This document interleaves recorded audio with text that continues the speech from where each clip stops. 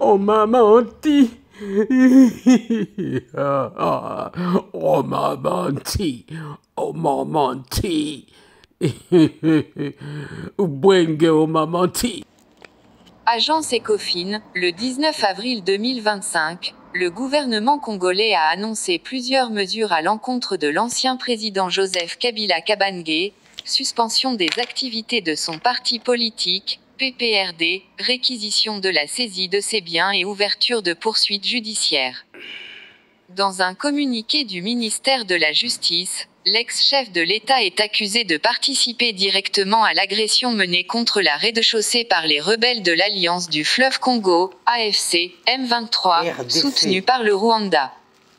Cette décision intervient alors que plusieurs médias ont rapporté l'arrivée de Joseph Kabila à Goma en provenance du Rwanda, information confirmée par le ministre de l'Intérieur, Jacquemain Shabani-Loukou. Ce dernier parle d'un « choix délibéré de rentrer au pays par la ville de Goma sous contrôle de l'ennemi qui assure curieusement sa sécurité ». Dès février, lors de la conférence de Munich sur la sécurité, le président Félix Tshisekedi avait déjà accusé son prédécesseur d'être « le vrai commanditaire » de la rébellion à l'Est.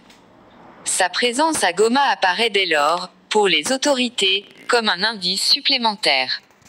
Des soupçons persistants autour de la fortune de Kabila. Selon le site Bankable, la saisie annoncée des biens de Joseph Kabila et de ses complices présumés soulève une problématique concrète: comment identifier clairement les actifs à geler? La question de la propriété effective, c'est-à-dire l'identification des véritables bénéficiaires des biens, est au cœur de l'enjeu. Depuis plusieurs années, la fortune supposée de Joseph Kabila fait l'objet d'enquêtes et d'allégations.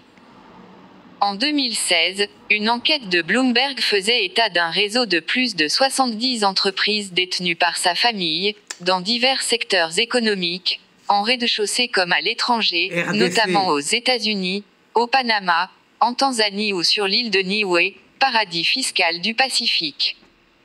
En 2021, l'enquête Congo Hold Up, menée par un consortium international de journalistes et d'ONG, évoquait le détournement présumé de 138 millions de dollars via une banque locale, au profit du clan Kabila.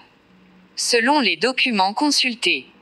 Selon le site Bankable, la saisie annoncée des biens de Joseph Kabila et de ses complices présumés soulève une problématique concrète: comment identifier clairement les actifs à geler?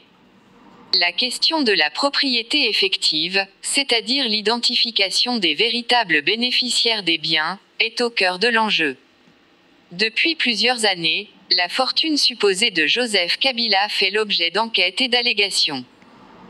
En 2016, une enquête de Bloomberg faisait état d'un réseau de plus de 70 entreprises détenues par sa famille, dans divers secteurs économiques, en rez-de-chaussée comme à l'étranger, notamment aux États-Unis, au Panama, en Tanzanie ou sur l'île de Niue, paradis fiscal du Pacifique. En 2021, l'enquête Congo Hold Up, menée par un consortium international de journalistes et d'ONG, évoquait le détournement présumé de 138 millions de dollars via une banque locale, au profit du clan Kabila. Selon les documents consultés.